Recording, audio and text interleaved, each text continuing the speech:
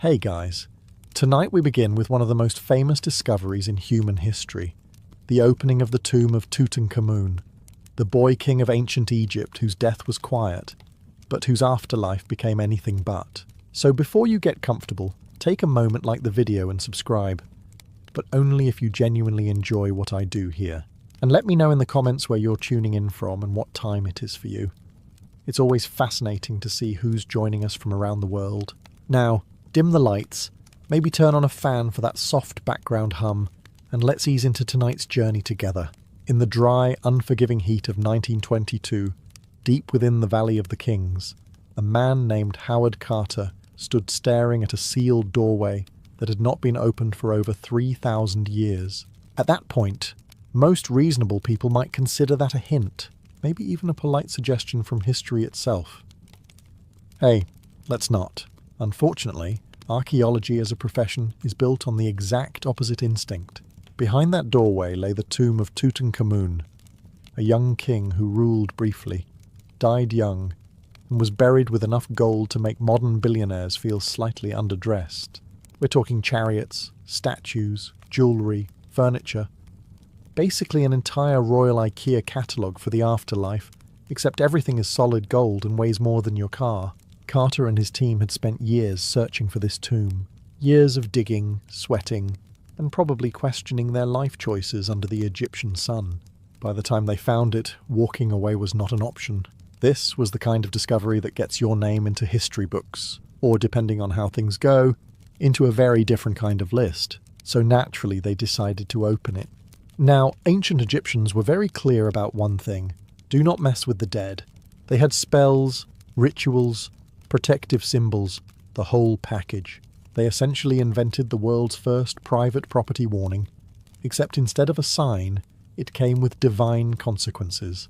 And Carter looked at all of that and thought, yes, but have we considered ignoring it completely?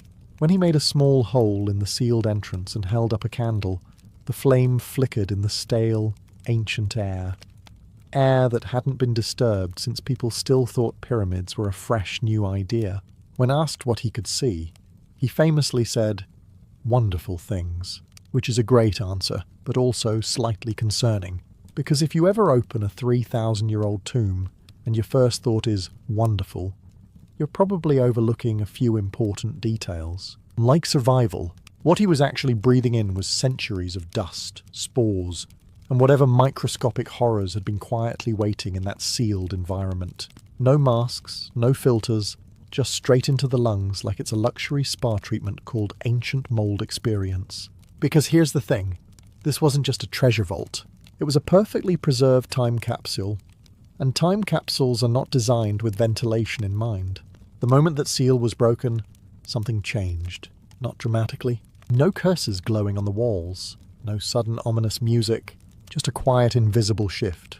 And as history would soon show, those are usually the worst kind. That small hole in the doorway didn't just reveal wonderful things. It marked the exact moment 3,000 years of silence officially ended, and a group of very confident humans decided they were fully qualified to deal with whatever came next. Once Howard Carter and his team confirmed the tomb was intact, there was no going back. The entrance was widened, tools came out, and history, along with a questionable amount of ancient air, began pouring out into the modern world. Now, to be fair, their excitement was justified. Inside lay one of the greatest archaeological finds ever, the untouched burial of Tutankhamun. Not looted, not destroyed, just sitting there, patiently waiting for someone to ruin the perfect preservation streak.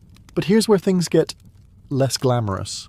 The tomb had been sealed since roughly 1323 BCE. That means the air inside wasn't just old, it was ancient, completely undisturbed. No airflow, no sunlight, no fresh oxygen. Just a closed environment where bacteria, mold and fungi had all the time in the world to settle in and make themselves comfortable. And then suddenly, tourists. Well, technically archaeologists, but from the microbes' perspective, same thing. As the team moved deeper inside, they stirred up layers of fine dust that had been resting peacefully for millennia. Every step, every movement, every excited "look at this" sent tiny particles into the air, Particles no one could see, but everyone was breathing. No masks, no protective gear. Just raw confidence and a strong belief that being British in the 1920s made you immune to microscopic threats. Spoiler, it did not. And yet, nothing immediately went wrong. No one dropped dead on the spot. No mysterious shadow appeared in the corner. Everything seemed fine. Which, in hindsight, is exactly how most bad situations begin. Because the real danger wasn't loud or dramatic.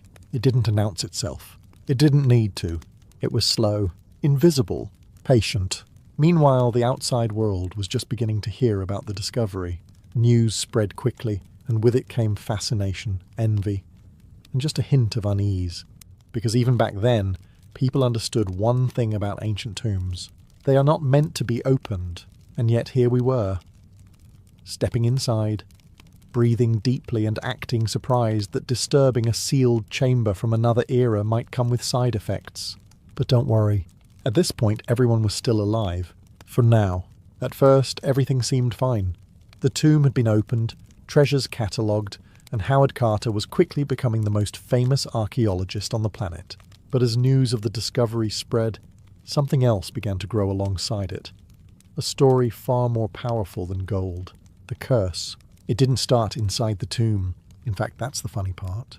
Despite what movies and dramatic documentaries would have you believe, there was no clearly written message in Tutankhamun's burial chamber saying, "Congratulations, you opened this, now you die." Ancient Egyptians loved writing things down, but they weren't exactly into subtle horror one-liners. Instead, the idea of a curse was born outside, in newspapers, whispers, and a public that was already fascinated by ancient Egypt's obsession with death and the afterlife.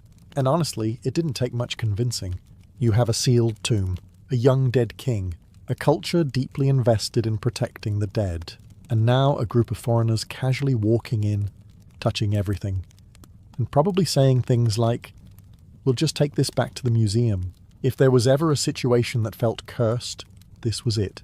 Journalists quickly realized they had a gold mine, not just in artifacts, but in storytelling. Headlines began hinting at ancient warnings, divine punishment, and mysterious consequences. The narrative practically wrote itself, and once people start believing in something like that, logic quietly packs its bags and leaves the room.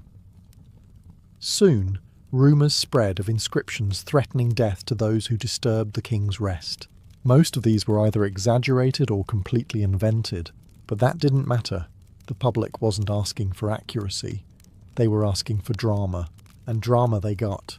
The idea of a curse tapped into something deeper. Fear of the unknown. Fear of death. And the uncomfortable feeling that maybe, just maybe, some things aren't meant to be uncovered, especially when they've been left alone for 3,000 years without complaint.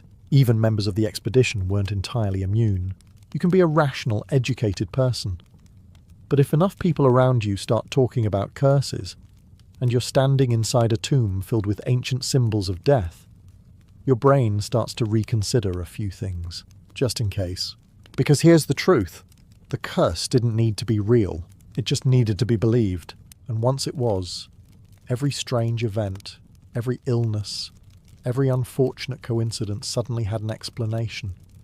One that was far more exciting than bacteria, bad luck, or poor medical care. The stage was set. All it needed now was a death.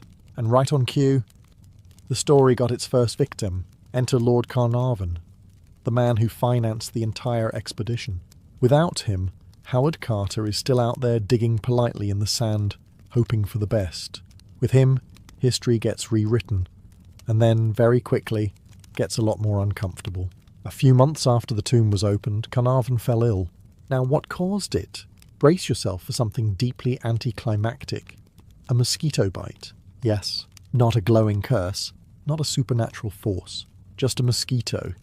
The same tiny, annoying creature that ruins your summer nights and somehow still hasn't been defeated by humanity. Truly the final boss of evolution. But here's where things take a turn. Carnarvon accidentally cut the bite while shaving. The wound became infected. The infection spread. And in a time before modern antibiotics were widely available, that was a very serious problem. Within days, his condition worsened, turning into blood poisoning. and shortly after, he died. Simple. Medical, unfortunate, but absolutely perfect for a curse narrative, because timing is everything. The moment news broke, the newspapers went wild. The man who funded the opening of Tutankhamun's tomb was dead. Not years later, not peacefully in his sleep, but suddenly, unexpectedly, and soon after disturbing the tomb. You couldn't have written a better script if you tried. And naturally people started connecting dots that may or may not have existed. They pointed out eerie details, like reports that the lights in Cairo flickered or went out at the moment of his death, or that his dog miles away in England howled and dropped dead at the same time, which is either a chilling supernatural event or the kind of story that improves significantly with each retelling. The curse, until now just a rumour, suddenly felt real. Even those who didn't fully believe in it started to feel that quiet, creeping doubt. Because coincidence is easy to dismiss once, maybe twice, but when it lines up this perfectly, your brain starts doing that thing where it whispers, okay, but what if? Meanwhile, Howard Carter remained very much alive, which was slightly inconvenient for the whole curse theory. But no one really focused on that part. It didn't fit the narrative, and the narrative at this point was far more important than the truth, because now the curse had something it didn't have before, proof, or at least something that looked close enough. After the death of Lord Carnarvon, the story took on a life of its own. What had started as a rumour suddenly became a full-blown narrative. The tomb of Tutankhamun was cursed, and anyone who dared disturb it would pay the price. Now, here's the problem. Once people believe a pattern exists, they start finding it everywhere. And the newspapers, they were more than happy to help. Soon, any illness, accident, or mildly unfortunate event connected to the expedition was pulled into the spotlight. Someone gets sick? Curse. Someone dies years later from completely unrelated causes. Definitely the curse, just taking its time. Someone sneezes a bit too aggressively? Suspicious. It didn't matter how thin the connection was. If you had ever stood within 100 meters of the tomb, you were now part of the story. But when you actually step back, which to be fair, is not something people do when they're enjoying a good mystery, the picture looks very different. Many of the people involved in opening the tomb lived long, uneventful lives. No sudden deaths, no mysterious illnesses, just normal aging, which, while less exciting, tends to be the leading cause of death for most humans. Howard Carter himself, the man who literally opened the tomb and spent years inside it, he lived for over a decade afterward. Not exactly the immediate divine punishment you'd expect from an all-powerful ancient curse with a clear grudge. But again, that part didn't make headlines, because man lives a normal life after opening tomb doesn't sell newspapers. Instead, the media focused on a handful of cases that could be interpreted as suspicious, carefully ignoring the much larger group of people who were perfectly fine. It's what we now call confirmation bias. But back then, it was just called good storytelling. And honestly, it worked. The idea of a curse is far more compelling than the reality of infections, environmental hazards, and early 20th century medicine doing its absolute best. Which wasn't always enough. But there was another factor at play, something less obvious, but just as powerful: fear. Because once the idea of a curse takes hold, it doesn't just exist in newspapers. It starts living in people's minds. And when that happens, every headache feels more serious. Every cough feels more ominous. Every shadow looks slightly more intentional. At this point, the question wasn't just, is the curse real? It was, what happens if you believe it is? And as it turns out, that might be where things get truly dangerous. At some point, someone had to ruin the fun, because while the world was busy imagining ancient curses and supernatural revenge, a few scientists quietly stepped in and said, what if it's just germs? I know. Disappointing. No glowing hieroglyphs, no invisible pharaohs floating around waiting for revenge. Just microscopic organisms doing what they've always done. Existing, multiplying, and occasionally ruining someone's day. Inside the sealed tomb of Tutankhamun, the conditions were perfect. No sunlight, stable temperature, complete isolation. In other words, an all-inclusive resort for mold, bacteria, and fungi. 3,000 years of uninterrupted growth. No cleaning staff, no ventilation. just layers of ancient biological material quietly building up over time. And then, suddenly, in walk a group of enthusiastic humans, kicking up dust like it's a celebratory event. Every step inside that tomb disturbed particles that had been resting for millennia. Tiny spores, invisible to the eye, were released into the air. And without modern protective equipment, guess where they went? Straight into the lungs. Now, for most healthy people, this might not be a huge problem. But if your immune system is already compromised, or if you're unlucky enough to inhale a particularly nasty batch, things can escalate quickly. Respiratory infections, allergic reactions, even serious illness. In other words, you don't need a curse when you have ancient mold with a 3,000-year head start. Some researchers have pointed to specific fungi, like aspergillus, which can thrive in enclosed environments and become dangerous when inhaled. It's not dramatic, it's not cinematic, but it's effective, and importantly, it's real. This theory also explains something the curse narrative conveniently ignores. Why not everyone died? Because exposure doesn't affect everyone equally. Some people get sick, others walk away completely fine. It depends on health, exposure levels, and a bit of good or bad luck. Not exactly the behavior of a targeted supernatural punishment system, more like biology doing its thing. Of course, this explanation didn't capture the public imagination in quite the same way. Ancient spores cause respiratory issues doesn't have the same dramatic flair as Pharaoh curses intruders from beyond the grave. One sounds like a medical report, the other sounds like a movie.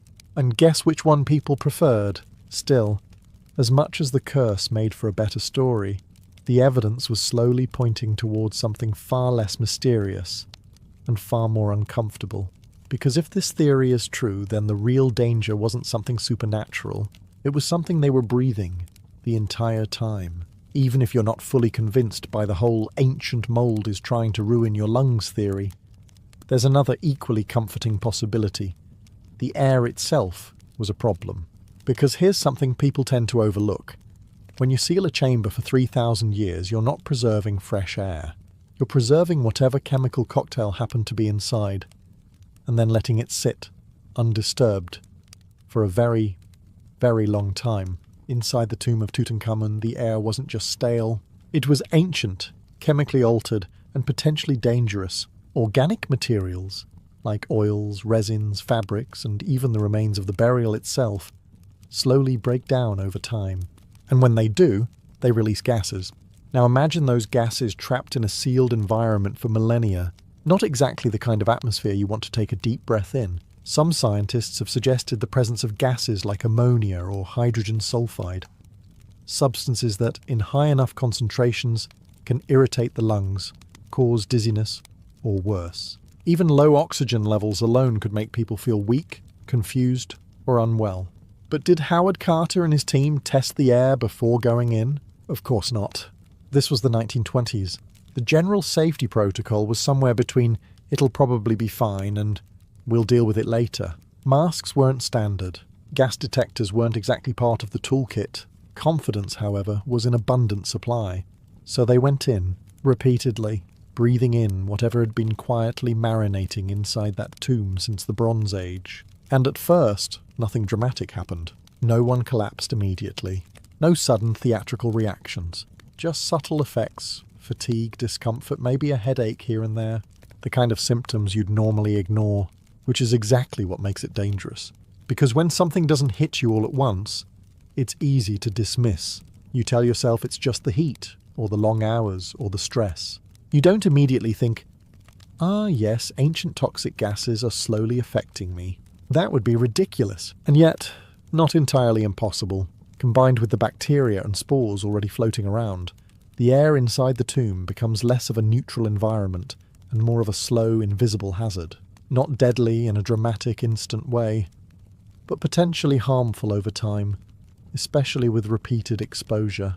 Which brings us back to the curse. Because if people start getting sick after spending time inside a sealed tomb filled with questionable air, what's easier to believe? A complex mix of environmental factors and biological exposure? Or an ancient king taking revenge from beyond the grave? Exactly. And once again, the more dramatic answer wins. Even if the real danger was something far simpler, and far more breathable. By this point, the tomb had already delivered everything a good story needs: mystery, treasure, a suspicious death, and a growing list of possibly cursed individuals. But there was one more ingredient quietly making everything worse: fear, not the dramatic scream-in-the-dark kind. No shadowy figures, no footsteps echoing behind you, just a slow, creeping awareness that maybe, just maybe, you've stepped into something you shouldn't have. And once that idea takes root, it doesn't leave easily. Because humans are incredibly good at one thing: convincing themselves something is wrong, especially when everyone around them is saying the same thing. The newspapers, the rumours, the whispers, all pointing to the same conclusion: the tomb of Tutankhamun is cursed. Now imagine you're part of that expedition. You've been inside the tomb, you've breathed the air, you've touched the artifacts, and suddenly you start hearing stories. Someone dies, then another gets sick, and every time something happens, people look at you just a little differently, like you're next. It doesn't matter how rational you are. That gets into your head. Stress builds. Sleep gets worse. Every small symptom, a headache, a cough, a bit of fatigue, suddenly feels significant. Not just "I'm tired," but "this might be it," which ironically is not a great mindset for staying healthy. Because fear has a physical effect. It weakens your immune system, raises stress hormones, makes your body less capable of fighting off actual infections, the kind we talked about earlier. So if there were bacteria, spores, or environmental toxins involved, fear didn't just sit there doing nothing. It made everything worse. It's like your body is already dealing with a problem, and then your brain decides to join in and say, "Hey, what if we panic too?" Very helpful. There's even a phenomenon known as the nocebo effect, basically the opposite of a placebo. If you believe something will harm you, your body can start producing real symptoms, even if the cause isn't physically there. It's not imaginary. It's your mind triggering real physical reactions. So in a way, the curse didn't need to be real. The belief in the curse was enough. And once that belief spread, it created a perfect storm. Environmental risks, existing illnesses, and psychological stress all feeding into each other, making every outcome seem more mysterious than it actually was. Meanwhile, from the outside, it looked like something far more dramatic was happening. An ancient force, a warning ignored, a punishment unfolding. But inside the minds of the people involved, it was something quieter. A constant unsettling thought: what if they're right? By now, the story had everything it needed to spiral completely out of control. A mysterious tomb, a dead aristocrat, a growing sense of unease, and most importantly, an audience that couldn't get enough of it. Enter the media. In the early 20th century, newspapers were in fierce competition for attention, and nothing sells better than fear wrapped in a good story. The discovery of Tutankhamun's tomb wasn't just archaeology anymore. It was entertainment. And the curse angle? That was the headline goldmine. Suddenly, every detail was exaggerated, reshaped, or just completely invented for maximum dramatic effect. Stories began circulating about mysterious inscriptions warning of death. Reports claimed eerie events happened the moment Lord Carnarvon died. Lights going out across Cairo, strange animal behaviour, unexplained coincidences. The kind of details that sound incredibly convincing, until you realise no one bothered to verify them. But verification isn't nearly as exciting as a good ghost story, and so the narrative grew. Journalists painted the tomb not as a historical discovery, but as a ticking time bomb of ancient vengeance. Every illness was reported as suspicious. Every death was linked, no matter how distant the connection. If someone had once shaken hands with someone who had visited the tomb, congratulations. You were now part of the curse story. It didn't matter if the timeline didn't make sense. It didn't matter if the cause of death was completely ordinary. What mattered was the pattern, or at least the illusion of one. Because once you start telling people that something is cursed, they begin to look for evidence everywhere. And the media was more than happy to provide it. Even Howard Carter, who remained alive and relatively unaffected, became part of the story. Not as proof that the curse wasn't real, but as an exception that made it seem even more mysterious. Why him? People wondered, as if the curse was carefully selecting its targets like a very patient and slightly dramatic villain. Meanwhile, the truth, the far less exciting explanation involving infections, environmental hazards, and coincidence was quietly pushed to the side. Because let's be honest, no one buys a newspaper for a detailed analysis of fungal spores. They buy it for headlines like, "Pharaoh's curse strikes again." And just like that, the story stopped being about what actually happened and started being about what people believed happened. Which, as history has shown many times, is often far more powerful. Because once a story like this takes hold, it doesn't fade away, it spreads. And in this case, it spread far beyond the tomb itself. By this point, the curse had become unstoppable. Newspapers were printing it, people were whispering about it, and the story had officially taken on a life of its own. If you asked the average person what happened after the tomb of Tutankhamun was opened, they'd probably say something like, "Didn't everyone die?" Which is impressive storytelling. Because no, they didn't. In fact, this is where the entire curse narrative starts to wobble a little. Or a lot, depending on how much you enjoy facts getting in the way of a good story. Let's start with the obvious one. Howard Carter. The man who literally broke into the tomb. The first person to look inside. The guy who spent years working in and around those chambers, handling artifacts, breathing the air, and generally doing everything a curse would presumably take very personally. He lived for more than a decade after the discovery. No sudden collapse. No mysterious illness linked to the tomb. Just a relatively normal life, followed by a death from natural causes. Not exactly the dramatic, swift wings of death the headlines were promising. And he wasn't alone. Many members of the excavation team, along with workers and officials who were directly involved, went on to live perfectly ordinary lives. Some of them even had long careers afterward, continuing their work without any sign that they had been marked by an ancient supernatural force. Which raises a slightly awkward question for the curse theory. Why did it miss so many people? If this were truly a supernatural punishment for disturbing a pharaoh's tomb, you'd expect a bit more consistency, something reliable, a clear pattern. Instead, what we see is selective storytelling, a focus on a few unfortunate deaths, while quietly ignoring the much larger group of survivors. It's like watching a magician who only shows you the trick from one angle.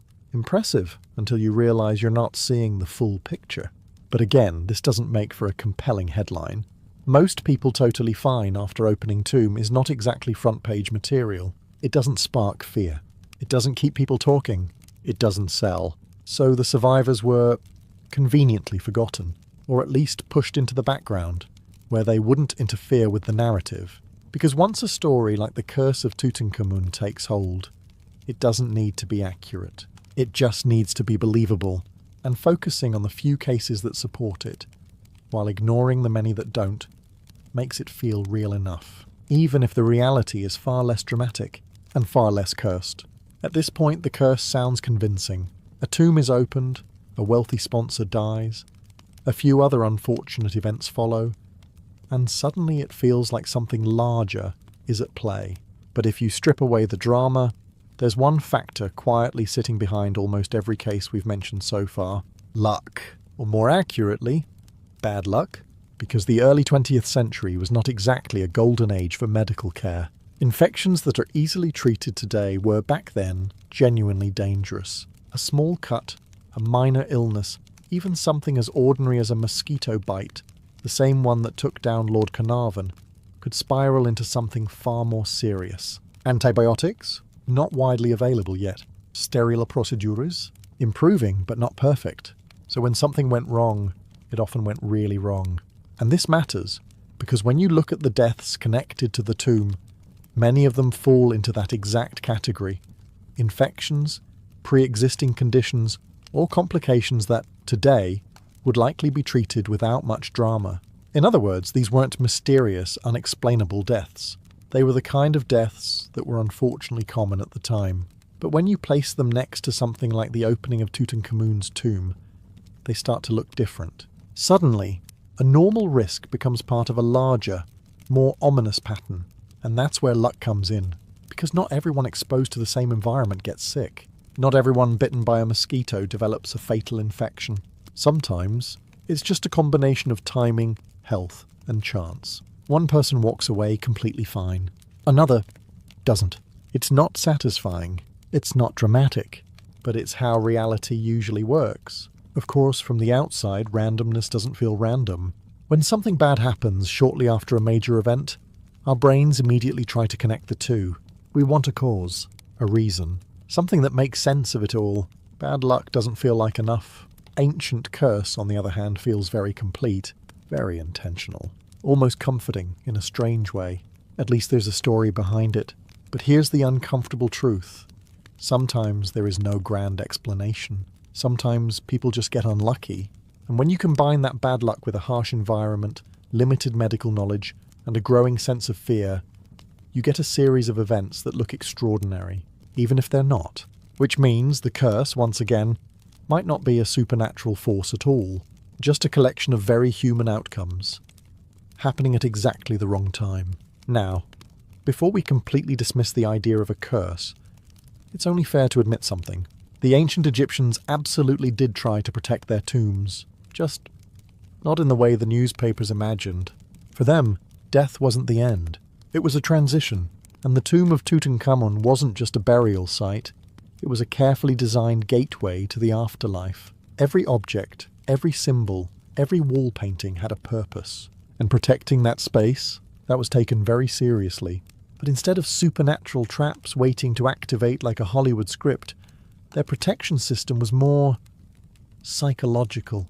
They used spells, inscriptions, and religious warnings meant to discourage intruders. Messages that essentially said, if you mess with this, things will go very badly for you.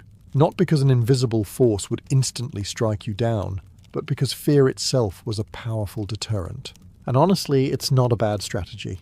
If you're a potential tomb robber, already nervous about sneaking into a burial chamber filled with symbols of death, and you see a warning about divine punishment, you might reconsider your career choices, or at least take a moment to question your life decisions. The Egyptians understood something important. You don't always need physical barriers if you can get into someone's head. Of course, in the case of Howard Carter and his team, that approach didn't quite work. Either they didn't see such warnings, or they simply chose to ignore them, which, historically speaking, humans are very good at doing.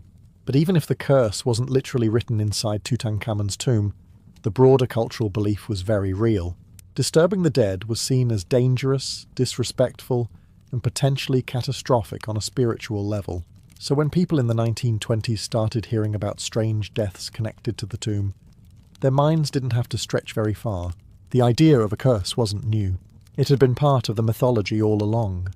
The difference was that now it felt like it was coming true, even if the actual cause was far less mystical. Because when you combine ancient beliefs, dramatic storytelling, and a few unfortunate coincidences, you end up with something that feels very convincing, even if it's not entirely accurate. And in a way, the Egyptians succeeded, not in stopping people from entering the tomb, but in ensuring that once they did, they'd never feel completely comfortable about it again, which, if you think about it, is a pretty effective form of protection, even 3,000 years later. By now the curse has taken centre stage, but if we step away from the drama for a moment, just briefly, I promise, the real danger of opening a tomb like that becomes a lot clearer. And honestly, it's not subtle, because entering an ancient burial site isn't just about walking into a dusty room and admiring gold. It's more like stepping into a place where everything has been quietly waiting for thousands of years. And none of it was designed with your safety in mind. Take the structure itself. Tombs like the one of Tutankhamun were carved deep into rock, sealed, and left untouched. Over time, small shifts, cracks, and weakening can occur. Not enough to collapse immediately. That would be too convenient. But enough that disturbing the environment might trigger something. So when Howard Carter and his team started moving through the chambers, removing objects and altering the space, they weren't just exploring. They were changing the balance of a structure that had been stable for millennia. And that's just the walls.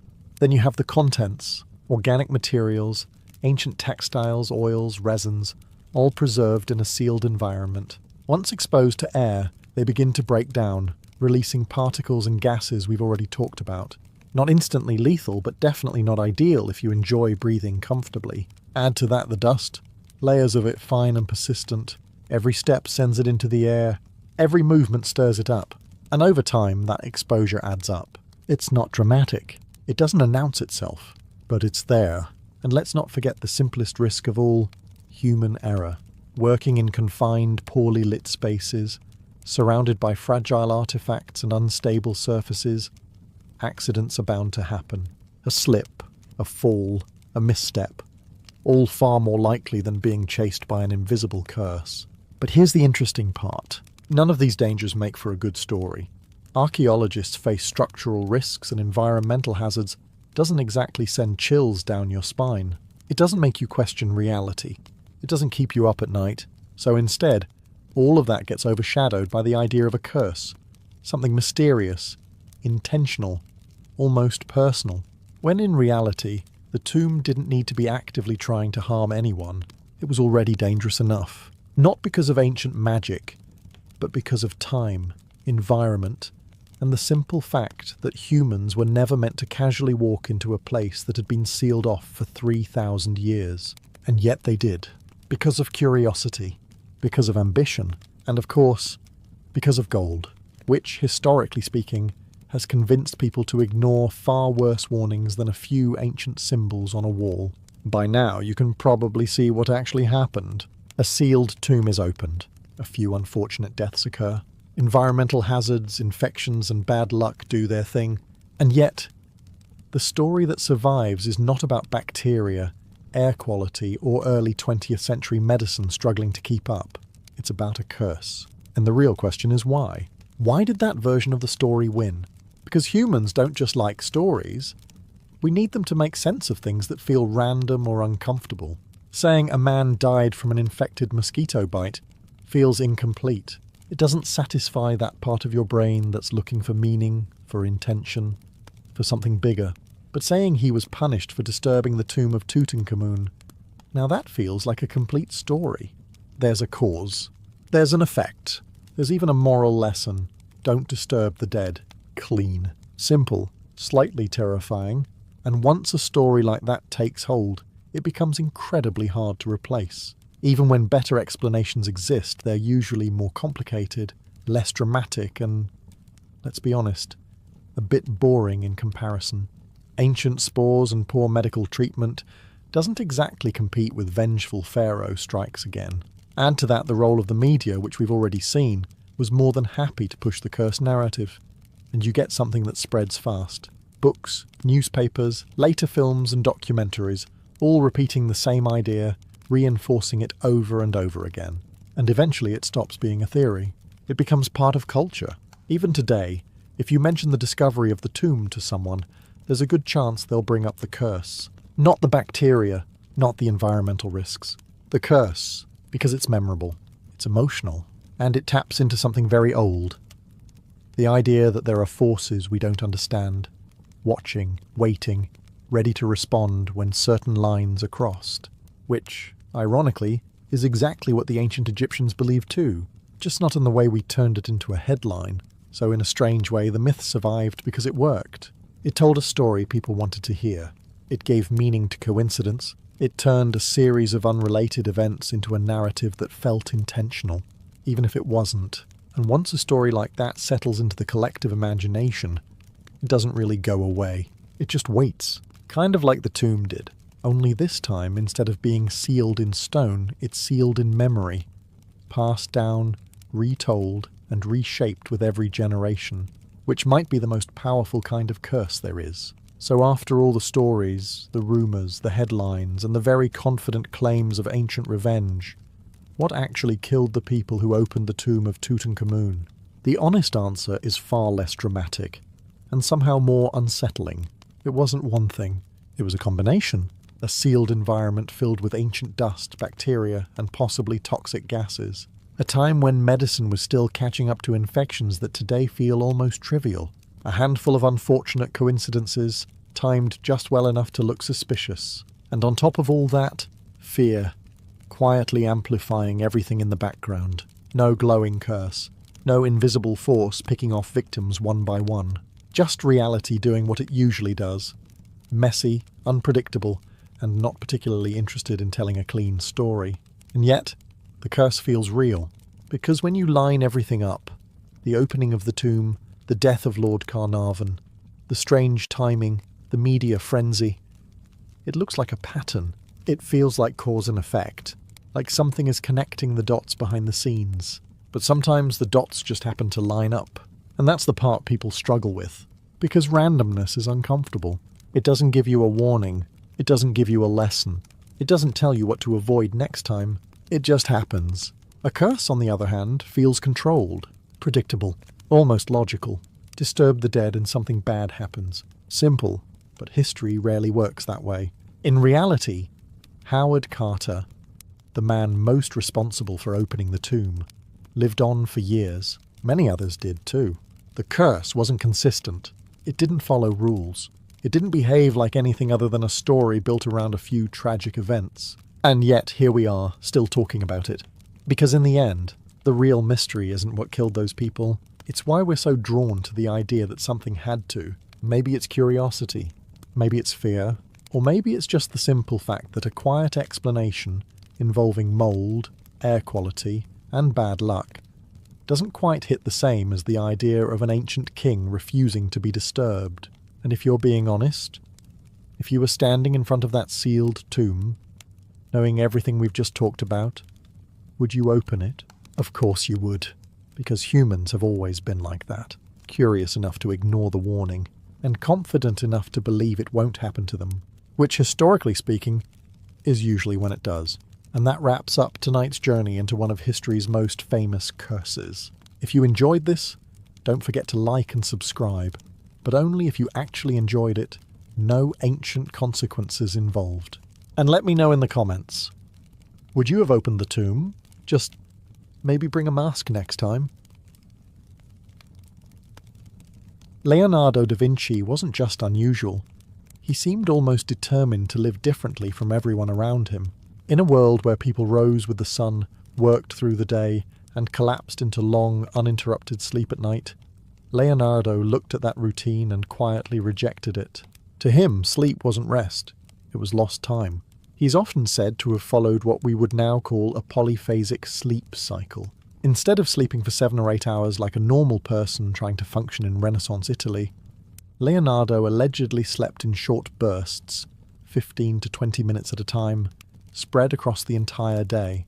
Imagine trying to explain that to your neighbours while they're lighting candles for bed, and you're setting an alarm to wake up in 20 minutes and go sketch a flying machine.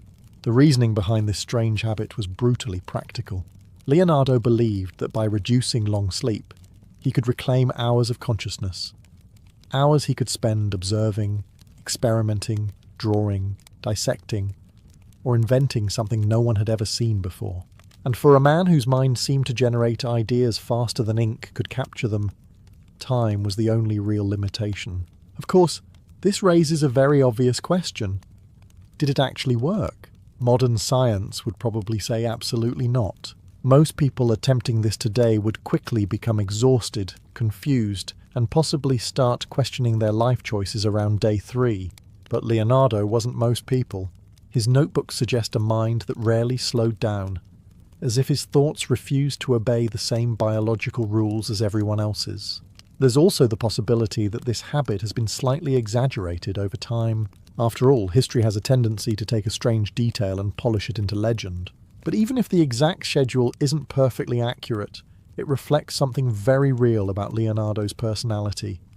His refusal to accept limits simply because others did.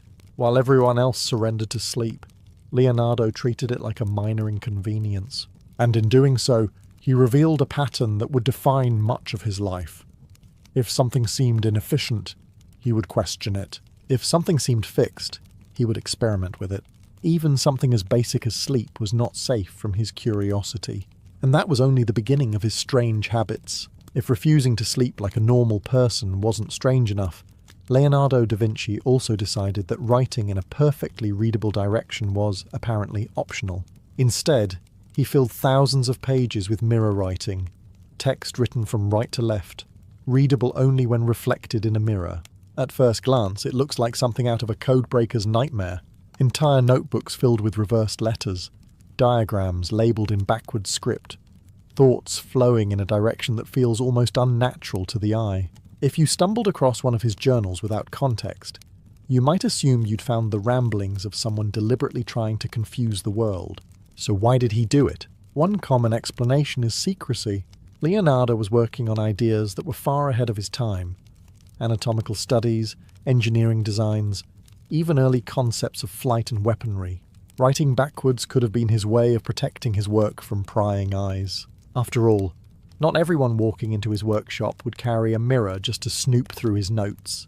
But there's a simpler, almost annoyingly practical explanation. Leonardo was left-handed. In a time when ink smudged easily and paper was expensive, writing from left to right could drag his hand across fresh ink, turning careful notes into a smeared disaster. Writing backwards solved that problem instantly. No smudging, no ruined sketches, just clean, precise lines. Still, practicality alone doesn't fully explain the consistency of it. Leonardo didn't just occasionally use mirror writing, he embraced it. It became his default mode, as natural to him as normal writing is to us. That suggests something deeper than convenience. It hints at a mind that simply enjoyed approaching things from the opposite direction, quite literally. There's also something revealing in the way his thoughts flow across those reversed pages. They aren't chaotic. They're structured, deliberate, almost obsessive in their organization. This wasn't a gimmick. It was a system, one that allowed him to think, record, and refine ideas in a way that felt uniquely his. In a world where most people followed tradition without question, Leonardo rewrote the rules, sometimes backwards, just to prove he could. If Leonardo da Vinci had one habit that bordered on obsession, it was this.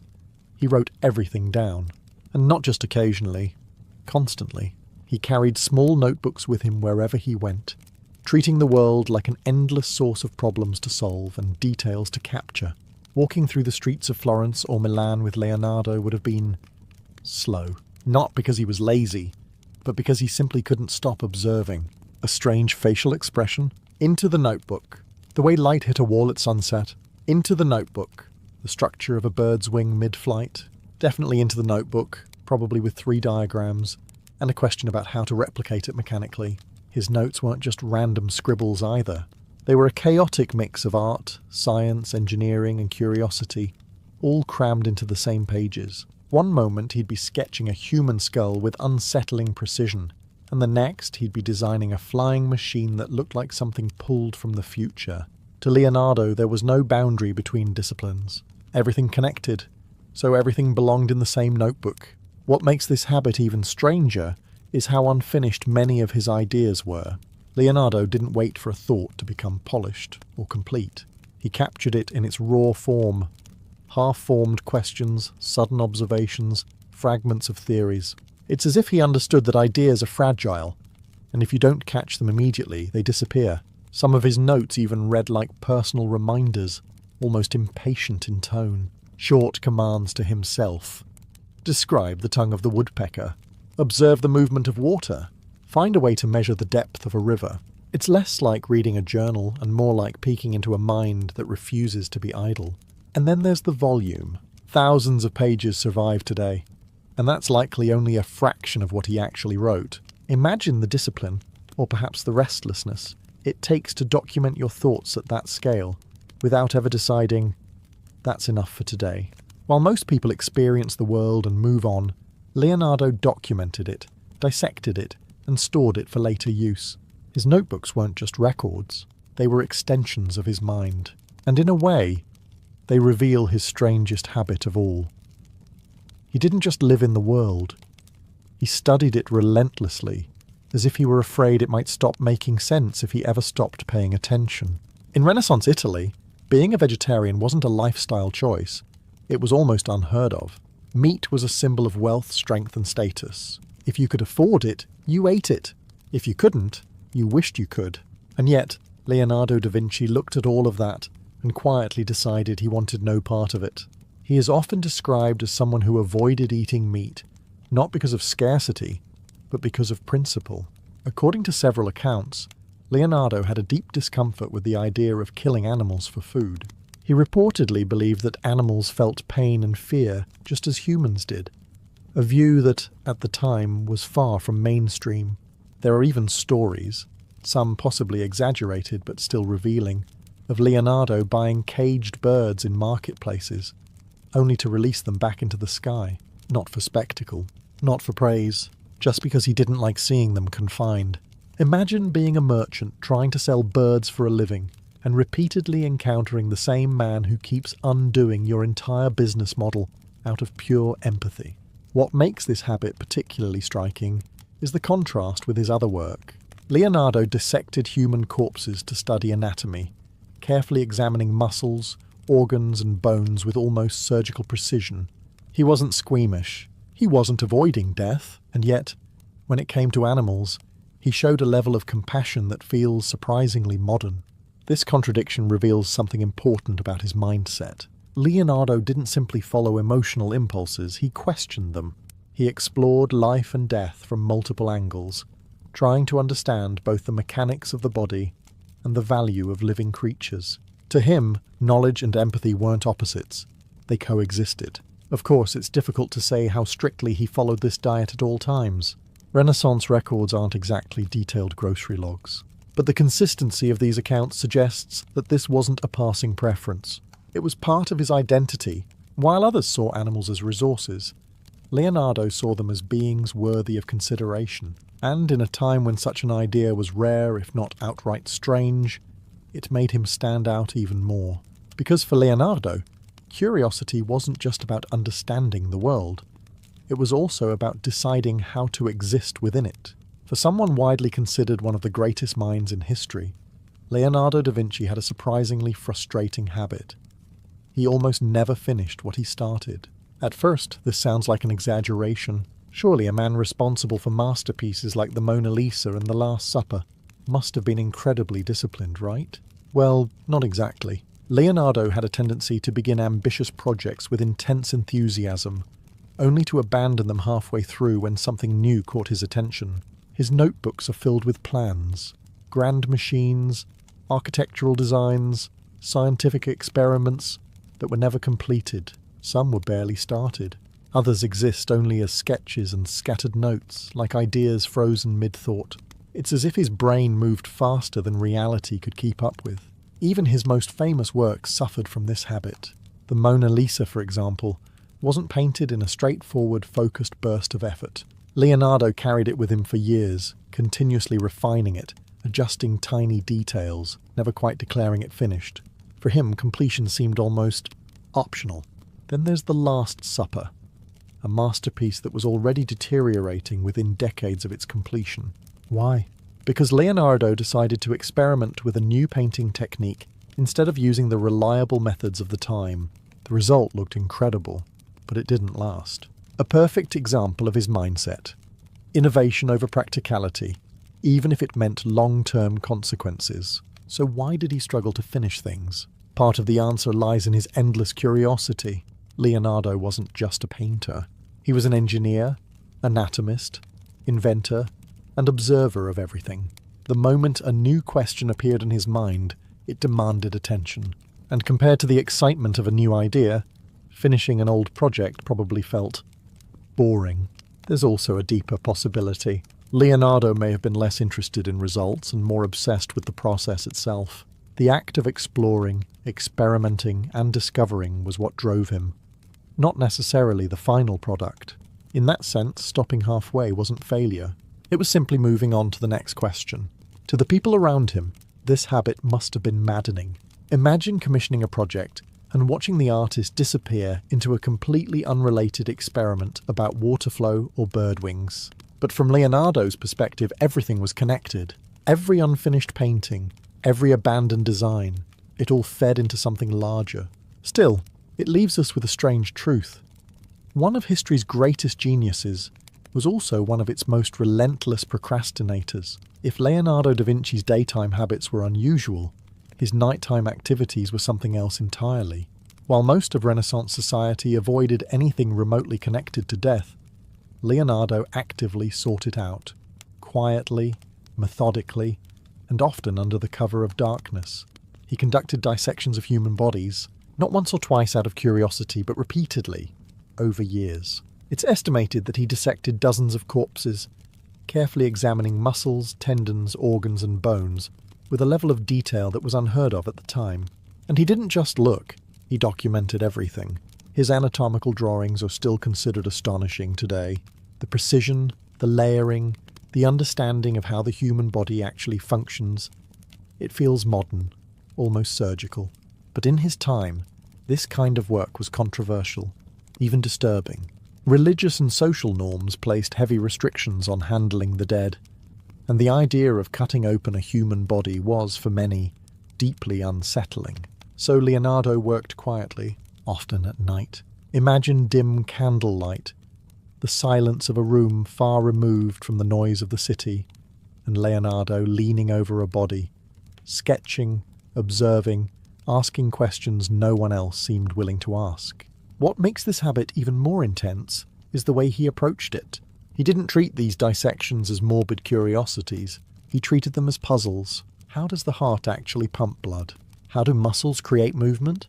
What happens inside the body when it ages? In one case, he dissected the body of an elderly man shortly after his death, trying to understand what caused him to die peacefully. In another, he studied the development of a fetus, producing drawings that would remain unmatched for centuries. These weren't surface-level observations. They were deep, relentless investigations into life itself. And yet there's a strange contrast here. The same man who showed compassion toward animals, refusing to eat them, releasing birds from cages, was also cutting into human bodies with clinical precision. It seems contradictory, but for Leonardo, it wasn't. He wasn't driven by cruelty. He was driven by understanding. To him, the human body wasn't sacred in the way society saw it. It was a system, a complex, beautiful machine that needed to be studied, taken apart, and understood piece by piece. While others feared death, Leonardo leaned into it, not out of darkness, but out of curiosity. Because if you want to understand life, he seemed to believe, you have to be willing to examine what lies beneath it. Leonardo da Vinci had a habit that sounds harmless at first, but quickly becomes exhausting the more you think about it. He questioned everything, constantly, relentlessly, to a level that most people simply wouldn't tolerate in everyday life. His notebooks are filled with questions, hundreds of them, scattered between sketches and diagrams like a mind that refuses to sit still. But these weren't simple questions. They were the kind that force you to stop, stare, and realize you've never actually thought about something as basic as why the sky is blue. He would ask things like, why is the sky blue? How do birds stay in the air?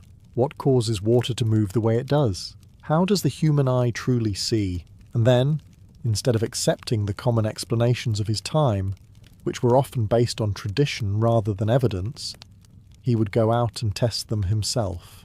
This wasn't curiosity in the casual sense.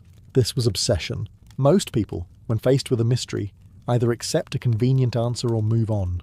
Leonardo did neither. If something didn't make complete sense, it bothered him. It stayed in his mind, unresolved, like an itch he couldn't ignore. And the only way to deal with it was to investigate, experiment, and observe, until he reached something that felt like truth. What makes this habit particularly strange is how unnecessary it often seemed.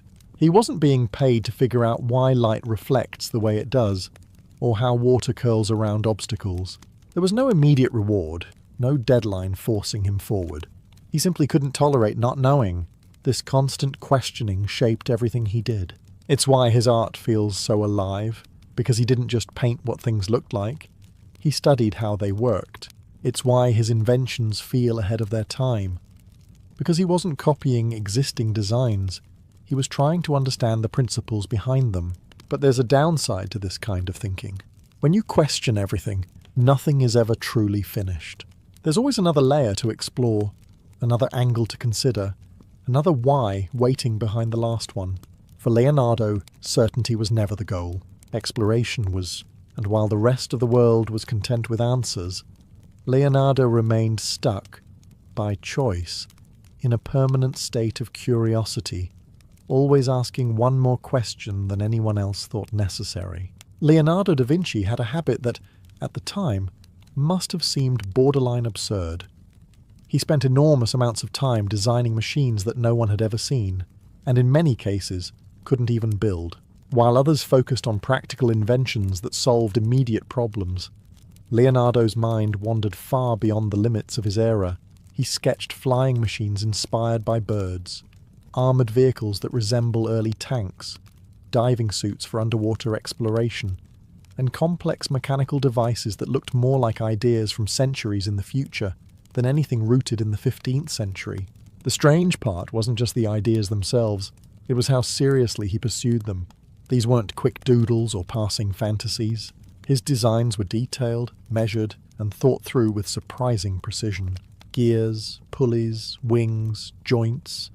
Everything was carefully considered, as if he fully expected someone to eventually bring these concepts to life. And yet most of them were never built. Part of the reason was technological limitation. Renaissance materials and engineering simply weren't advanced enough to support some of his visions. A flying machine, for example, requires a level of understanding and material strength that didn't exist at the time. Leonardo could imagine it, sketch it, and even theorize how it might work. But actually making it happen was another matter entirely. Still, that didn't stop him. What makes this habit so unusual is that Leonardo wasn't discouraged by the gap between imagination and reality. Most people, when faced with an idea they can't physically achieve, abandon it. Leonardo did the opposite. He explored it even further, refining it, adjusting it, almost as if the act of thinking it through was valuable in itself. There's also a deeper pattern here. His designs often came from observing nature. Birds in flight, the flow of water, the structure of muscles. He wasn't inventing randomly. He was translating the natural world into mechanical form. In his mind, if something existed in nature, it could be understood. And if it could be understood, it could eventually be recreated. To the people around him, this must have seemed impractical, maybe even pointless. Why spend years designing machines that can't be built? But Leonardo wasn't working for his present. He was thinking ahead, far ahead. And in doing so, he revealed something that made him truly strange. He wasn't limited by the world he lived in. He was already imagining the one that hadn't arrived yet. If you tried to define Leonardo da Vinci in a single word, you would fail almost immediately. Painter feels too narrow, inventor too technical, scientist too modern.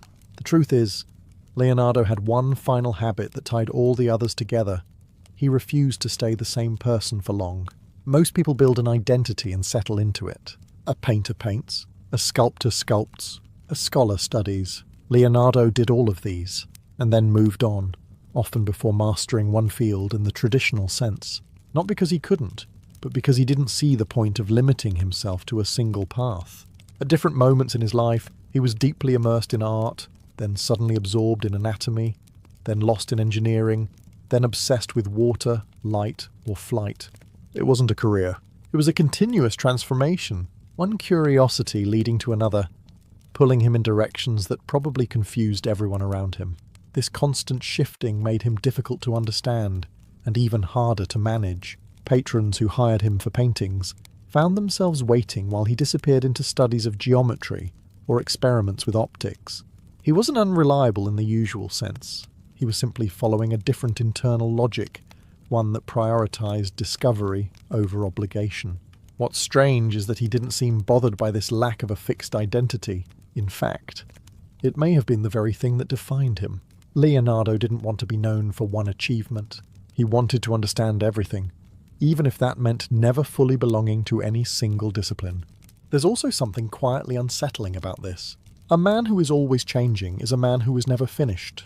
While others built legacies that could be easily summarized, Leonardo left behind fragments, masterpieces, sketches, notes, inventions, questions, all pointing in different directions. And yet, that's exactly what makes him unforgettable, because Leonardo da Vinci wasn't trying to arrive at a final version of himself. He was always in motion, always evolving, always chasing the next idea that caught his attention. While the rest of the world searched for certainty, Leonardo embraced uncertainty. And in doing so, he became something far more unusual than a genius. He became a mind that never stopped becoming. The story of Vercingetorix doesn't end with defeat. It begins with one of the most calculated surrenders in ancient history. After months of brutal fighting, starvation, and psychological warfare during the siege of Alesia, the Gallic resistance had reached its breaking point. Surrounded by Roman fortifications on both sides, with no escape and no food left, the outcome was no longer a question. But what happened next wasn't chaos, it was control.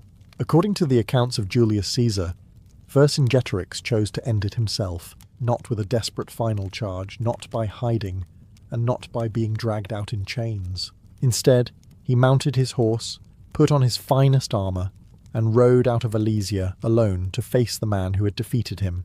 Picture the scene, Roman soldiers watching in silence. A man who had united much of Gaul, something few had ever achieved, now riding directly into the enemy camp. Not as a prisoner, not yet, but as a leader making a final decision. He approached Caesar, circled him slowly, almost deliberately, as if marking the moment. Then he dismounted, removed his weapons, and placed them at Caesar's feet. No speech, no dramatic plea, just a silent act that said everything. This wasn't surrender out of weakness. It was strategy. Vercingetorix likely understood something crucial. If he continued resisting, more of his people would die. But if he surrendered himself, he might preserve what remained of them. In that moment, he stopped being just a war leader and became something else. A man choosing sacrifice over pride. Of course, there's another layer here. The version we have comes largely from Caesar himself, and Caesar was not exactly known for writing neutral reports. The image of a proud enemy submitting gracefully? It made for excellent propaganda. It turned a military victory into a symbolic one. Still, even if the details were polished, the core truth remains. Vercingetorix did not vanish in battle. He stepped forward and gave himself up. And that decision, quiet, controlled, and final, would lead him not to death immediately, but to something far more uncertain. Because Rome didn't always kill its enemies right away. Sometimes it kept them alive. What happens after a man like Vercingetorix surrenders? You might expect an immediate execution, quick, decisive, and brutally Roman. But Rome had a different plan, a slower one, a more calculated one. Instead of killing him after the siege of Alesia, Julius Caesar chose to keep him alive, not out of mercy, not out of respect, but because Vercingetorix had become something far more valuable than a corpse. He was now a symbol. After his surrender, he was taken into Roman custody and began the long journey south toward Rome. This wasn't a dignified transfer. He was no longer a king, no longer a commander, but a captive, bound, watched, and completely at the mercy of the empire he had tried to resist.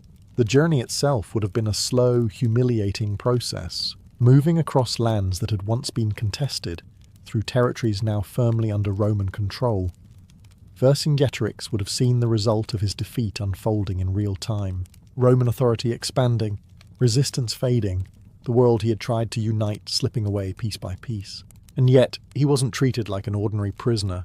Rome had a habit of preserving important enemies for a specific purpose. They didn't just want to win. They wanted to display their victory. A defeated leader like Vercingetorix was far more useful alive, especially if he could be shown to the Roman people at the right moment. That moment, however, wasn't immediate. Instead of being brought straight into the public eye, he was kept hidden, removed from the chaos of war and placed into a controlled environment where he could be stored. Yes, stored, until Caesar decided the time was right. And this is where the story becomes more unsettling, because Vercingetorix didn't spend a few weeks or months waiting for his fate. He spent years in captivity, cut off from his people, his power, and any real sense of control over his future. The man who had once commanded armies was now reduced to waiting for a decision that wasn't his to make, waiting for a moment he couldn't predict, and perhaps worst of all, waiting without knowing exactly how it would all end. Because in Rome, victory wasn't just about defeating your enemy. It was about deciding when and how their story would finally be finished. If the journey to Rome stripped Vercingetorix of his power, what came next stripped him of everything else. Once he arrived in the city, he wasn't placed in some guarded villa or kept under comfortable house arrest. Rome reserved something far more fitting for enemies of his status. He was taken to the Tullianum, a dark underground prison at the heart of the city, a place less designed for living and more for waiting to die. The Tullianum wasn't a prison in the modern sense. There were no cells with windows, no routines, no sense of time passing. It was a damp, enclosed chamber carved below ground level, where light barely reached and air barely moved. Prisoners weren't sent there to be rehabilitated or even properly detained. They were sent there to disappear until Rome decided it was time to remember them again. And that's exactly what happened to Vercingetorix. For years, likely around 6, he remained in that darkness. No battles, no speeches, no command, just silence, broken only by the occasional presence of guards who had no reason to speak to him. Imagine the shift. A man who once coordinated entire armies, now measuring time not in days or campaigns but in moments of isolation. What makes this even more unsettling is the lack of detailed records. Rome, for all its documentation, doesn't tell us much about what his daily life looked like. No descriptions of his condition, no insight into his thoughts. Just the bare fact that he was there. And that absence speaks volumes. It suggests that, to Rome, his life during those years didn't matter. He wasn't a person anymore. He was an object being preserved for a future event, a living trophy, stored in darkness until the right moment. There's also something psychological about this kind of captivity. Execution is immediate. Exile offers distance. But prolonged imprisonment? That creates a different kind of suffering. One where uncertainty becomes constant. Where every passing day brings you no closer to freedom, only closer to an unknown end. Vercingetorix had fought Rome in open battle and lost. But here, beneath the city, there was nothing left to fight. No enemies to face, no decisions to make. Just waiting in the dark, as the empire above him prepared to use his final moment for something much bigger than himself. Time passed, and with it, something even more brutal than defeat settled in. Irrelevance. After the initial spectacle of capturing Vercingetorix faded, Rome simply moved on.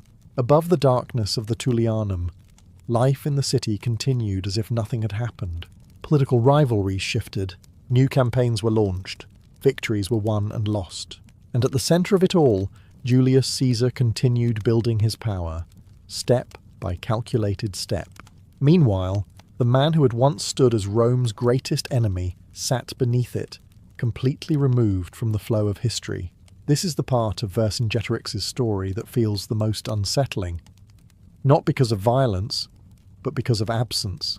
There are no dramatic events, no recorded speeches, no last stands, just years of silence. A slow fading from relevance, while the world above him reshaped itself without his presence, and that may have been intentional. Rome understood something about power that many others didn't. Defeating an enemy on the battlefield was one thing, but erasing them from memory was another. By keeping Vercingetorix hidden, out of sight and out of conversation, Rome effectively removed him from the narrative of resistance. He wasn't being celebrated as a martyr. He wasn't rallying support. He was simply gone. But this wasn't mercy. It was timing, because while Rome forgot him publicly, it never truly discarded him. His existence still had a purpose, even if it was postponed. He was being held for a moment that hadn't arrived yet, a moment when his presence would mean something again, not as a leader, but as a symbol. Imagine what that must have felt like, to go from commanding tens of thousands to being completely irrelevant. To know that your fate wasn't even urgent enough to resolve, that you were important enough to keep alive, but not important enough to be remembered in the meantime. There's a kind of psychological weight in that, and yet above him, something was building. Because Julius Caesar wasn't done, his victories in Gaul, including the defeat of Vercingetorix, were part of a much larger story, one that would eventually bring him back to Rome in triumph. And when that moment finally came, Rome would remember the man it had buried in darkness, not to honour him, but to finish what it had started. For years, Vercingetorix had been nothing more than a forgotten prisoner beneath Rome, but above him something had been building, slowly, carefully, and with purpose. Julius Caesar was preparing for one of the most important moments of his career, his triumph. A Roman triumph wasn't just a parade, it was a carefully staged performance, designed to show the people of Rome exactly how powerful their generals were. It needed spectacle, it needed drama, and most importantly, it needed a defeated enemy. That's where Vercingetorix came back into the story. After years in the Tullianum, he was brought out, not as a man reclaiming his place in history, but as a prop in someone else's victory. His entire existence during those lost years had been leading to this moment. Picture the streets of Rome filled with crowds, citizens gathering to witness Caesar's success, soldiers marching in formation, spoils of war carried through the city, gold, weapons, treasures taken from conquered lands, everything designed to overwhelm, to impress, to remind Rome of its dominance. And then, somewhere in that procession, came Vercingetorix, not on horseback, not in armour, but in chains. The contrast would have been deliberate. Once a powerful leader who united tribes and challenged Rome itself, now reduced to a captive being paraded before the very people he had fought against. His presence wasn't just symbolic, it was essential. Without him, the victory would feel incomplete, because Rome didn't just want to show that it had won, it wanted to show who had lost. There's something calculated, almost theatrical about this. Vercingetorix wasn't executed immediately after his capture, because his death alone wasn't enough. Rome needed him alive long enough to be displayed, to be seen, to serve as living proof of Caesar's success. And Caesar understood this perfectly. The triumph wasn't just about celebrating military achievement. It was about shaping perception. It was about turning a complex war into a simple story. Rome victorious, its enemies broken and humbled. For the crowd, this was entertainment, a spectacle, a moment of pride. But for Vercingetorix, it was the final transformation, from leader to prisoner to symbol. And once that symbol had been fully displayed, there was only one step left. Because in Rome, the end of a triumph was never just a celebration. It was also an execution. After years of silence beneath the Tullianum, Vercingetorix was brought back into the light, but not as the man he once was. The day of Julius Caesar's triumph had arrived. Rome was alive with anticipation. Streets packed with citizens, balconies filled with onlookers, the entire city transformed into a stage. And at the centre of it all was a procession designed to tell a story, one where Caesar was the hero. But every hero needs a defeated enemy. Vercingetorix was that enemy. He was led through the streets in chains, displayed to the crowd as part of the spectacle. This wasn't a quiet march. It was deliberate, slow, and highly visible. Every step was meant to be seen, every moment carefully staged to reinforce the message. Rome had crushed its greatest challenger in Gaul. Imagine the contrast. Just a few years earlier, this same man had commanded armies, united tribes, and forced Rome into one of its most difficult campaigns. Now, he walked as a prisoner, surrounded by Roman soldiers, unable to speak, unable to resist, reduced to a visual symbol of defeat. The crowd likely reacted with a mix of awe and indifference. Some would have recognized his significance, the leader who dared oppose Rome. Others would have seen him as just another conquered enemy, one more face in a long line of victories. That's the strange part about Roman triumphs. They turned real people into props. Vercingetorix wasn't there to tell his story. He wasn't there to explain his decisions or defend his actions. He was there to be seen and nothing more. There's also something deeply calculated in the timing. After years of imprisonment, bringing him out at this exact moment maximised the impact. He had been removed from memory just long enough to be reintroduced as a symbol, rather than a threat. The man who once inspired resistance was now presented as proof that resistance was pointless. And yet, despite everything, the chains, the humiliation, the loss of power, there's a quiet intensity in imagining that walk. Because this wasn't a random captive. This was Vercingetorix, a man who had faced Rome at its strongest and forced it to fight harder than it expected. And now, as he moved through the streets, surrounded by the empire that had defeated him, his story was reaching its final moment. Because in Rome, the parade was never the end. It was the beginning of the last act. At the end of the triumph, when the crowds began to disperse and the celebration faded, Vercingetorix was not taken to a public square or given a final speech. There was no dramatic farewell, no last stand. Rome didn't need spectacle anymore. It needed closure. After being paraded through the city, he was led back to the place where his final years had been spent, the Tullianum. The same underground chamber that had held him in silence was now waiting to end his life. This is where Rome finished what it had started. Executions in the Tullianum were not designed to be seen. They were quiet, controlled, and efficient. The method most commonly used for high-profile prisoners was strangulation, deliberate, personal, and final. No crowd, no applause. Just a small group of officials carrying out the last step in a carefully planned process. And so, after years of waiting, Vercingetorix's life ended not in battle, but in darkness. There's something deeply unsettling about that contrast. A man who once stood at the centre of a massive resistance, who led armies and faced one of Rome's greatest generals, was ultimately reduced to a silent execution beneath the city that defeated him. No audience to witness his final moment. No opportunity to shape how he would be remembered. But from Rome's perspective, that was the point. The triumph had already shown the world what needed to be seen. The message had been delivered. Rome wins. Its enemies lose. What happened after that didn't need to be public. In fact, making it private removed any risk of turning Vercingetorix into something more. No martyr. No final words that could inspire others. It was a controlled ending to a carefully controlled narrative. And yet, despite the silence surrounding his death, the weight of it remains. Because execution doesn't erase what came before. It doesn't undo the fact that he had united tribes that rarely worked together, or that he had pushed Rome into a difficult and costly campaign. Rome may have ended his life quietly, but it couldn't completely erase his impact. In the end, Vercingetorix didn't die as a forgotten man. He died as someone Rome had to carefully manage, from his surrender, to his imprisonment, to his final breath, because even in defeat, he was too significant to simply disappear. With the death of Vercingetorix, Rome had technically finished the story. The enemy was defeated, displayed, and eliminated. From a Roman perspective, everything had gone exactly as planned. But ending a life is one thing. Controlling a memory is another. Rome didn't just conquer lands, it shaped narratives.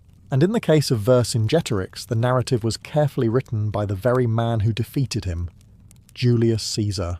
His accounts of the Gallic Wars became the dominant version of events, presenting Rome as disciplined, strategic, and ultimately unstoppable, while framing its enemies as brave, but flawed, divided, and destined to lose. In that version of history, Vercingetorix appears, but only in a controlled way.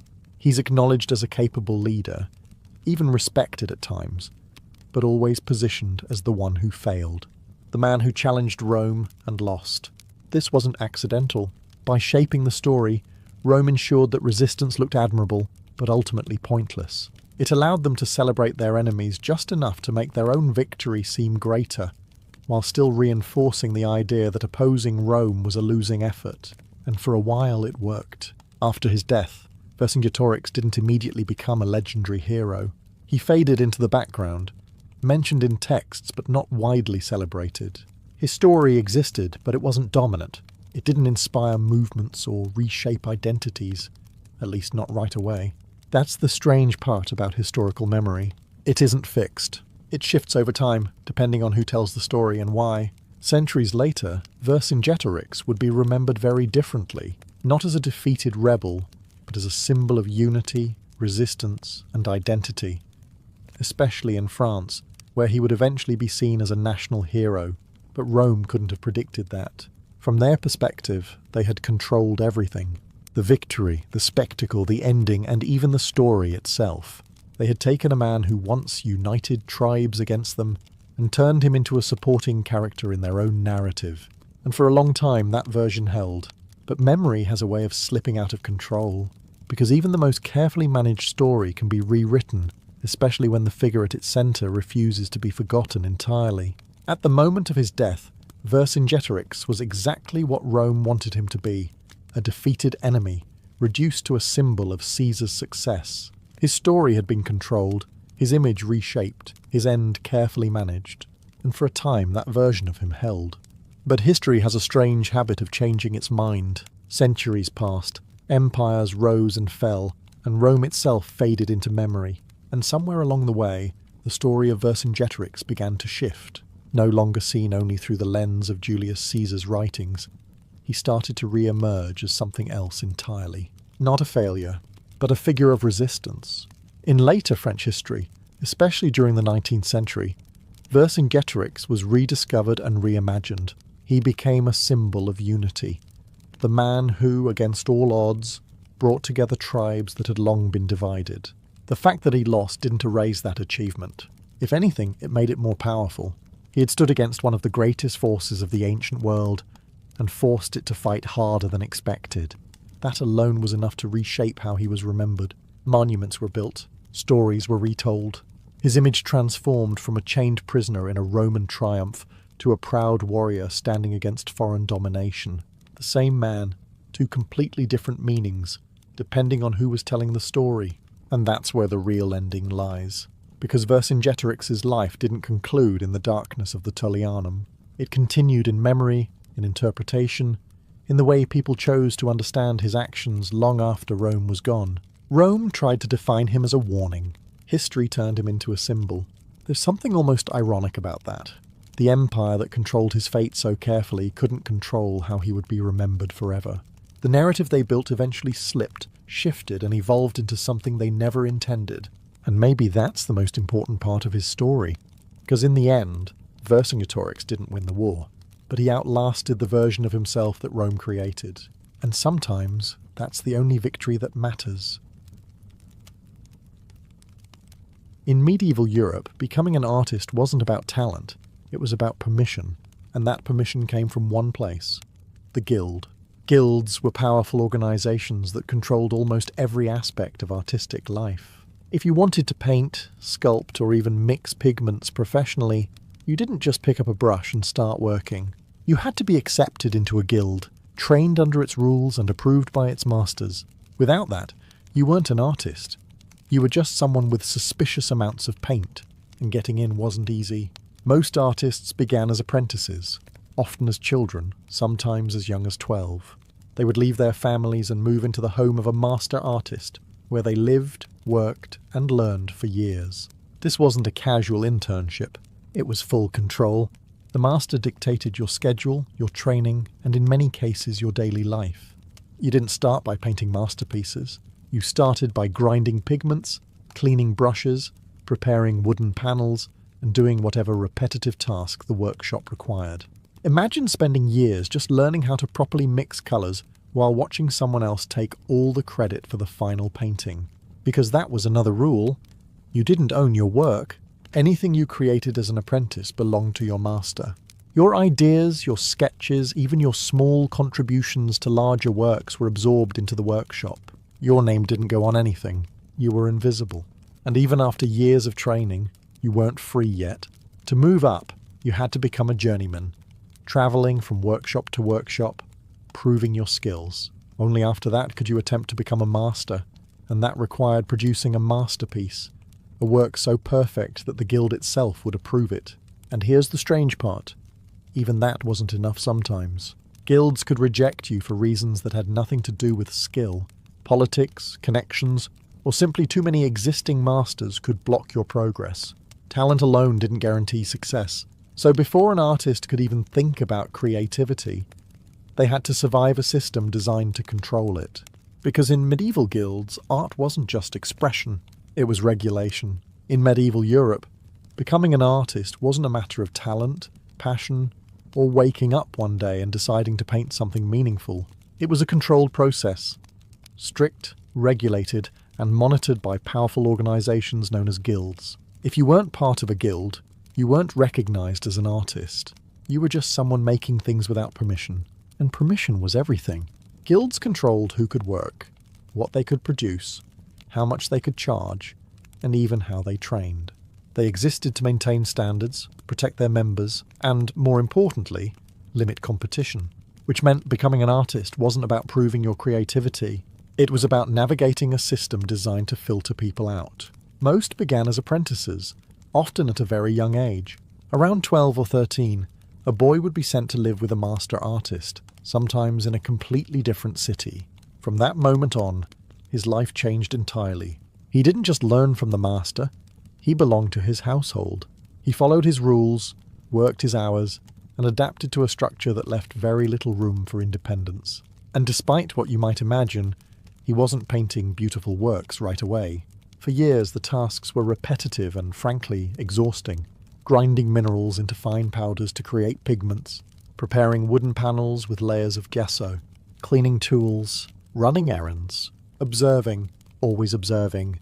Actual painting came much later, and even then it was usually small, controlled contributions to larger works, because nothing he created truly belonged to him. Every brushstroke, every detail, every piece of effort was considered part of the master's workshop.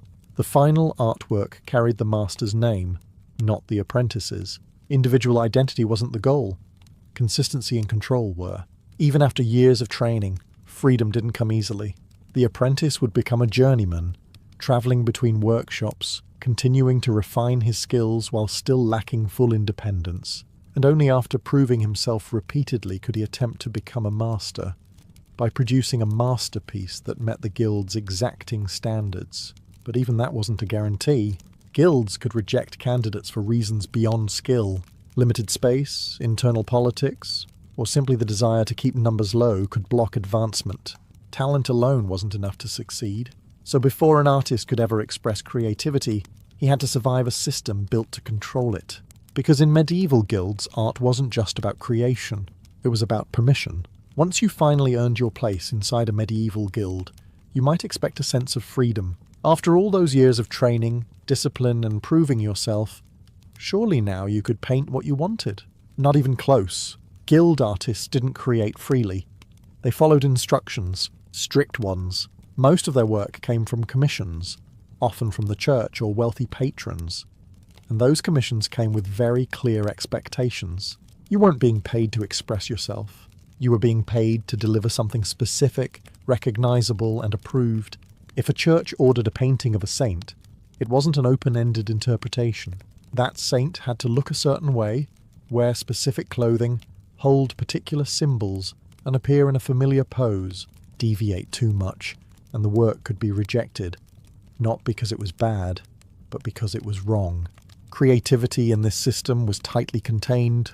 Even the colours you used could be dictated. Certain pigments were expensive, reserved for important figures.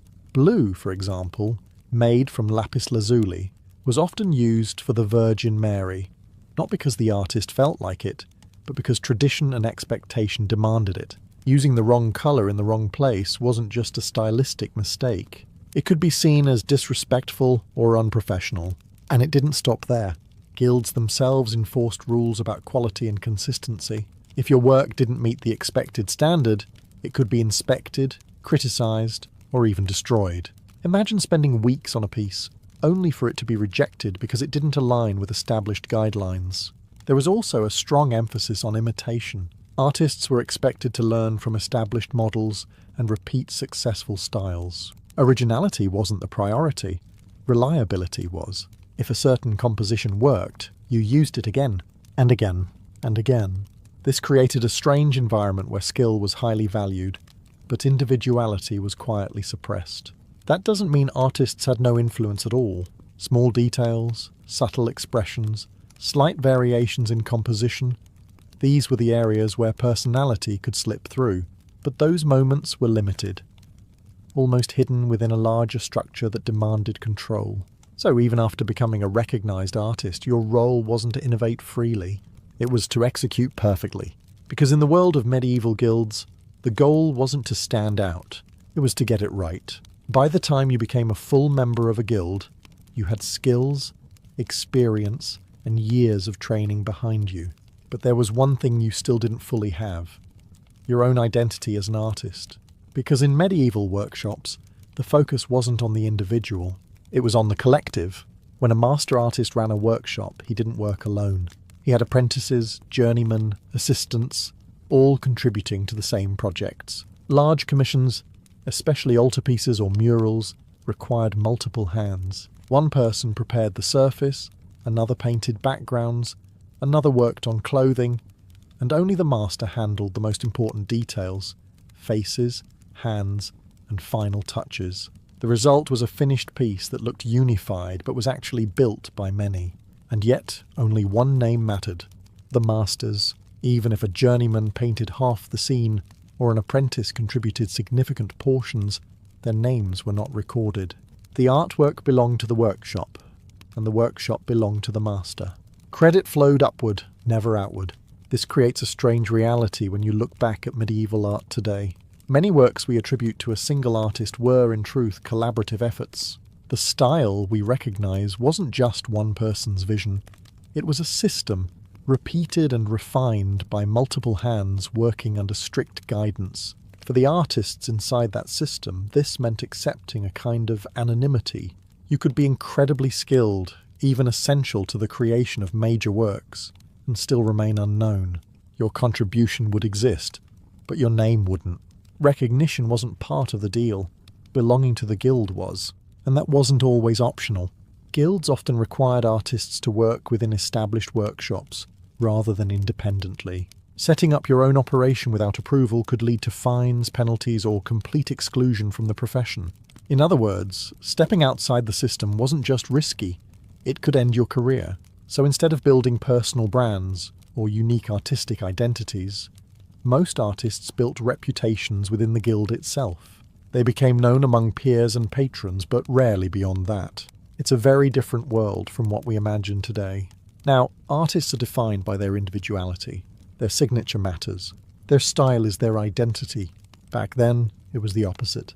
Your skill mattered. Your work mattered. But your name? That was optional. By the time you finally reached the level of a master, you might think the hardest part was over. Years of apprenticeship, endless labour, constant supervision. You've done it all. Now you're ready to open your own workshop, take on commissions, and finally have control. Except, you still need permission. In medieval guilds, becoming a master didn't automatically grant you independence. It gave you the possibility of it. And that possibility came with conditions, strict ones. First, you needed approval from the guild itself. That meant proving not only your skill, but your reliability, your connections, and sometimes even your financial stability. Opening a workshop wasn't just about talent, it was about trust. The guild needed to believe that you wouldn't damage its reputation or undercut its standards. And even if you were approved, there were limits. Guilds often controlled how many masters could operate in a city at any given time. Too many artists meant competition.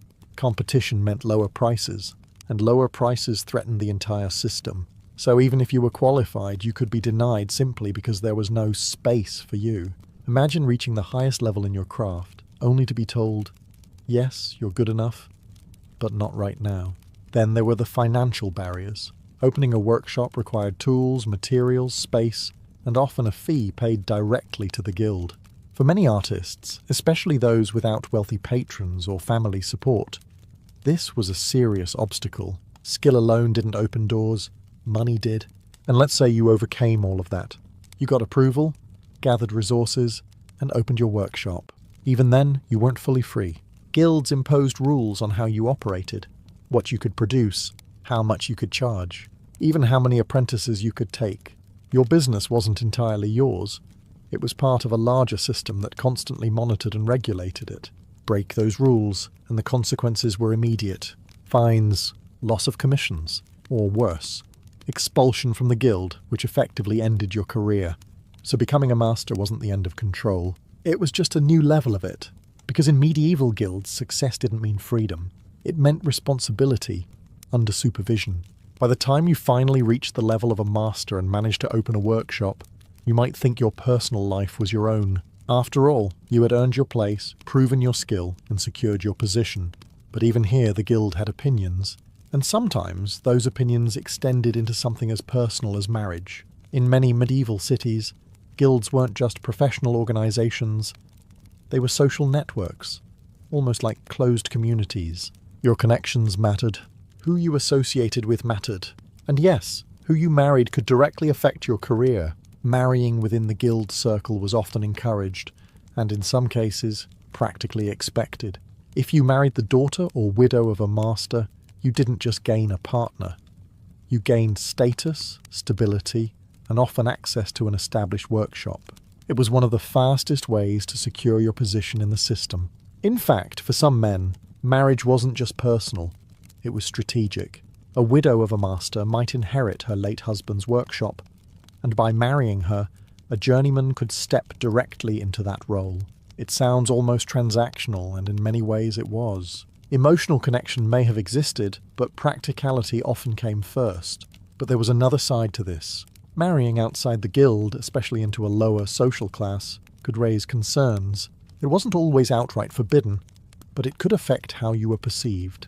Guilds valued reputation, and reputation was tied to stability, reliability, and social standing. A poor marriage choice could quietly limit opportunities or weaken your position among peers. Even more restrictive, some guilds had formal or informal rules about when you could marry. Apprentices, for example, were often not allowed to marry during their training years. The reasoning was simple. Marriage meant responsibility, distraction, and divided focus. The guild wanted your full attention, so even something as personal as starting a family was tied to your professional progress. What makes this particularly strange is how normal it was at the time. No one saw this as intrusive. It was simply part of the system. Your work, your status, your relationships, they were all interconnected. Today, we separate career and personal life as much as possible. Back then, they were inseparable. Because in the world of medieval guilds, you didn't just build a career. You built a life that fit within the system, or you struggled outside of it. By now, the pattern is clear. Medieval guilds didn't just organize artists. They controlled them. And one of the strangest rules of all was this. You weren't supposed to compete, at least not openly. In a modern sense, competition drives creativity. Artists push boundaries, undercut prices, experiment with new styles to stand out. But in a medieval guild, that kind of behavior wasn't admired. It was dangerous. Guilds were built on stability.